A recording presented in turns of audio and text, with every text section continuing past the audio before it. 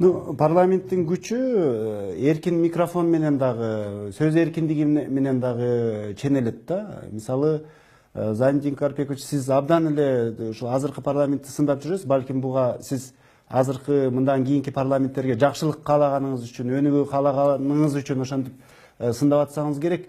Сиздин учурдагы парламент менен мына Чыныбек университетинин же болбосо мына азыркы 5-6 чакырылыштагы парламенттин учурундагы ошол сөз эркиндигин эстеп көрсөңүз, салыштырмалуу өзгөрүү барбы же жокпу?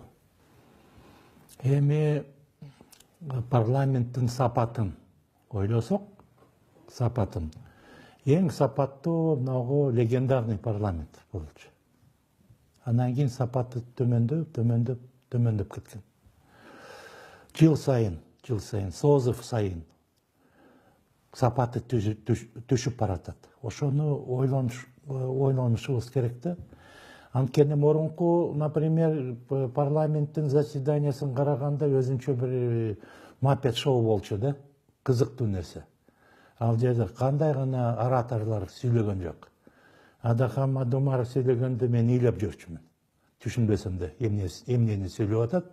Же Текебаевдин, же Данияр Үсенов, башкалар абдан укмуштай ораторлор болчу да, укмуштай, элди ыйлата турган. Азыр болсо ошондой адамдар көрүнбөй калды, чынында айтканда.